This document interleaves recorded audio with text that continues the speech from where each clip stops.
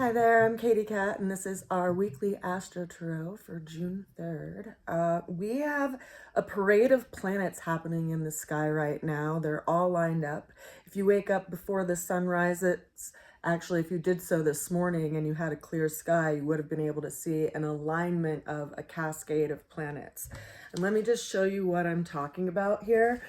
So the sun, right, this would be sunrise over here on this horizon. And right above the sun, we have Venus. And then we have the planet of Jupiter. And then we also have Mercury right next to Jupiter. They're in conjunction right now, or near conjunction. Then we have Uranus over in Taurus, and the moon just beginning to go into the sign of Taurus today, and Mars in Aries. So there was this kind of parade of planets in the sky right before sunrise, because this would be sunrise time. And you might be able to see it again tonight, or rather tomorrow morning. But the moon will have moved a little bit closer, so it will be, approaching a new moon, because we're going to be having a new moon in a few days when the moon and the sun are in alignment over here in Gemini.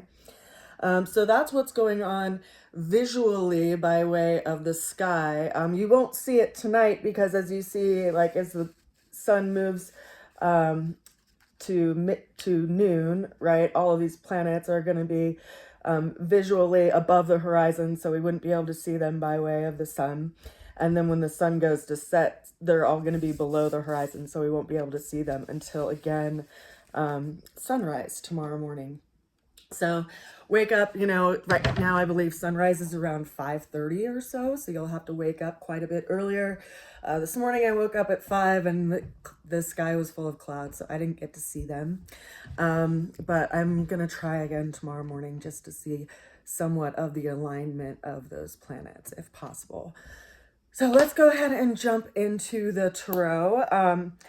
We have a lot of shifts and changes happening right now. Consider that we do have Mars in its ruling sign of Aries, and it just transited over Chiron. So we may have had some kind of wound or something around who we are that's being highlighted, that we are being brought to look at by way of some kind of work. And then we also have Uranus over here in Taurus still, which is causing some kind of change to our value system, as well as the conjunction of Mercury and Jupiter, which is interesting because that's like an expansion of the way that we see things, expansion of the communication as they both go into the sign of Gemini, which is all about communication. And Venus and the sun are near conjunction in Gemini, so we have that going on as well. And there's a square happening right now between Jupiter and Pluto. Now, Pluto's going to be in the sign of Aquarius for about 20 years, but it's going to be in this square for the next few days. So it's bringing up, areas that we are having to look at transforming, and we're getting some kind of help by way of what, we're seeing through that. And consider that even though it can be challenging, those challenges are actually calling us into a greater development of who we are, is by moving through those challenges and recognizing those challenges. So in light of that, the key players that are on the table today happen to be Mars in Aries, which just transited over Chiron and is going to be moving into Taurus here shortly. It's actually going to be in conjunction with Uranus on the 15th of July. So we could be seeing some kind of big change and big shift happening then. And because, Mars is the planet of initiation and engaging and like a warrior type energy, and Uranus is the planet of change. So having those two planets come into alignment and conjunction can bring about some kind of big shifts, and that's going to be happening in July. The opening card, though, that we have happening on the table today is the Eight of Wands. The Eight of Wands is literally showing us a lot of things that are up in the air. There's a lot of will that's up in the air. Consider that the Wands is associated with fire and our sense of spirit and what we, hold on to and what we move toward. And having all of them up in the air means that there's a lot of things that are in question right now. There's a lot of things that are in movement, and perhaps some directions and places that we had put our energy into seem like they're ungrounded, right? Because they're literally going through the air. But consider that, the wands can also be arrows of love. They can be arrows of some kind of communication, something that's incoming. And that's our initiating kind of energy for this week. There is something new coming in. The challenge that we're looking at is the Emperor. And this is why I said that Mars in Aries is on the table for this week. Now, the Emperor is a major arcana, so it gives us the opportunity to work with something. And he is the one who brings order to chaos, right? He goes into the battlefield, he makes strategic moves and actions to resolve conflict. And so having this show up in our challenging position in some ways is asking us, personally, what is it that we are being asked to look at in ourselves that we need to heal and work with and, resolve in ourselves by way of conflict. Because Aries just transited over Chiron, which is the wounded healer, and or not Aries, I'm sorry, Mars just transited over Chiron, the wounded healer, and Mars is in Aries. So Mars is in its ruling sign, it's in its house, wherever Aries is in your personal chart, that's where you are being called to engage some kind of sense of healing, whether it's in the first house, second house, third house, around the whole zodiac wheel. So the way that we're going to be getting through that challenge is through some kind of patience and learning through our experiences and where we put our energy and effort and what actually grows from that, what we want to nurture and grow.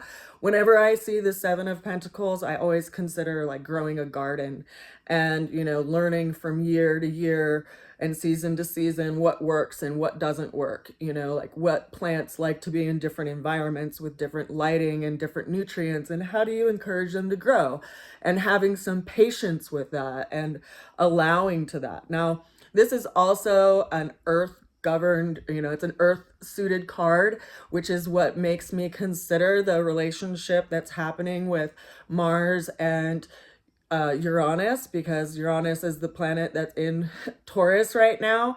The moon is also, moving through Taurus. So when it comes in a conjunction with Uranus in the next day or two, we might also, get some kind of understanding or epiphany around the change that's coming, because we'll have a new moon around that time as well, right like a day or so afterwards. And during that same time, we also have the Venus Sun conjunction. So there is a lot of planetary alignments happening right now that call for us to have some kind of patience in looking at what we want to nurture and grow in our lives, and putting energy and effort to that.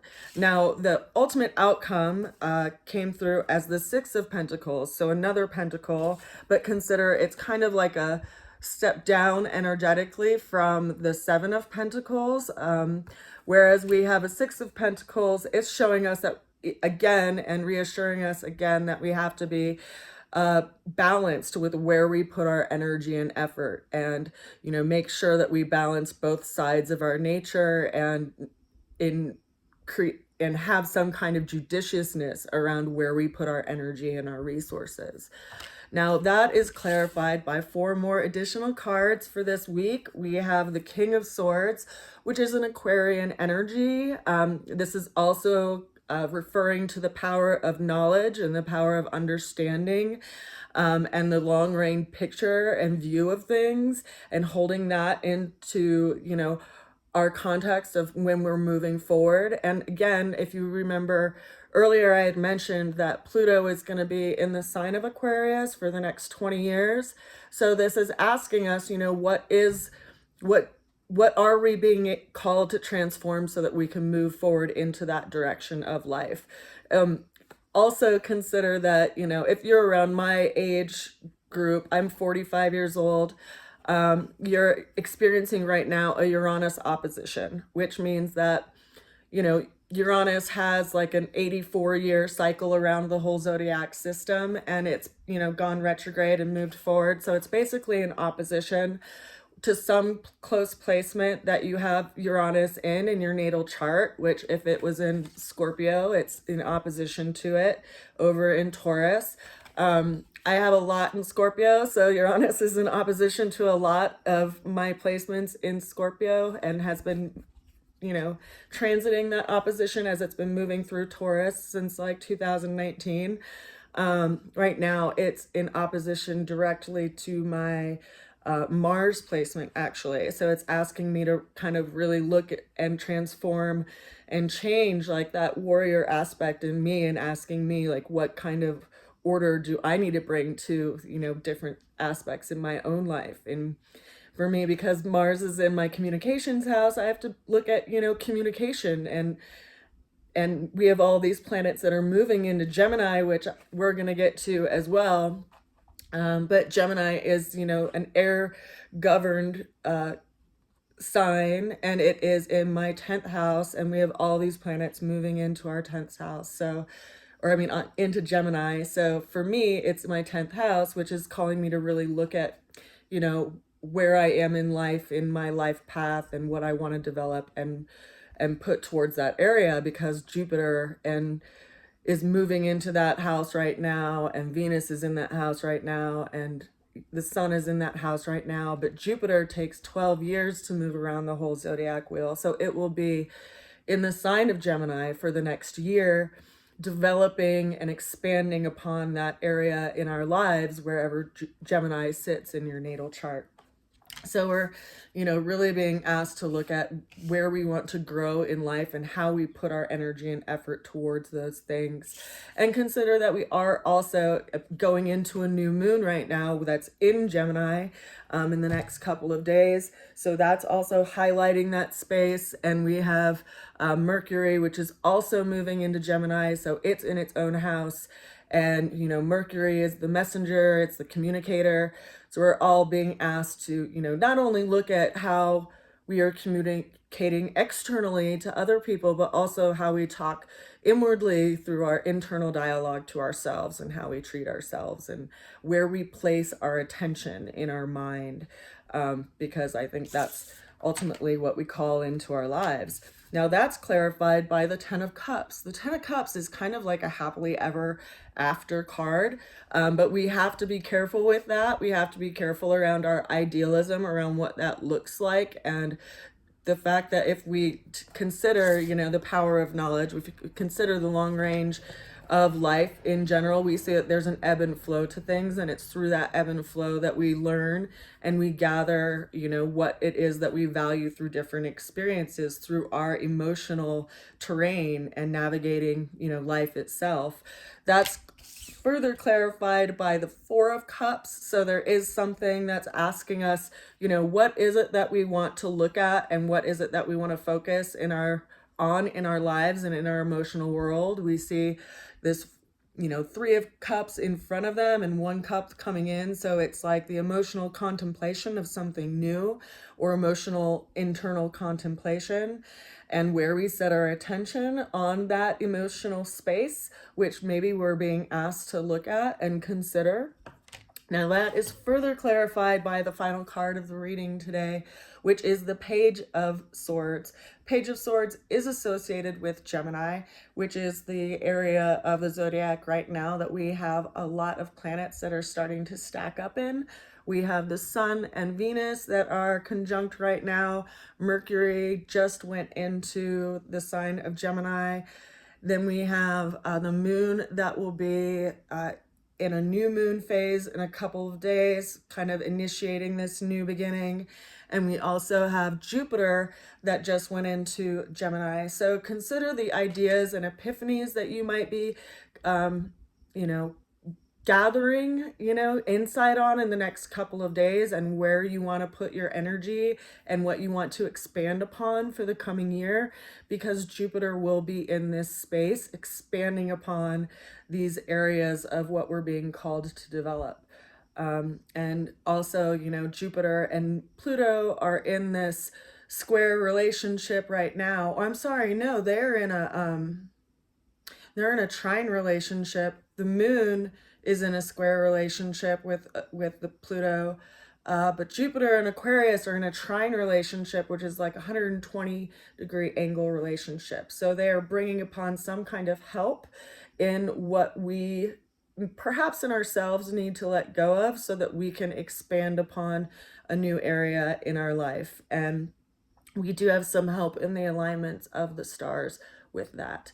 So that is our Astro Tarot for this week. If you are interested in pre-purchasing my deck, because I'm getting them printed and they'll be available for shipment here in a few weeks, then you're welcome to do that at rootsofalchemy.com. You can also contribute a donation that way if you'd like to do that, for either the readings or just for the printing of the cards. And of course, if you would like to get a reading from me, for me to look at your chart and what's going on with you for the next coming year, we can do that as well. Reach out to me at rootsofalchemy@gmail.com.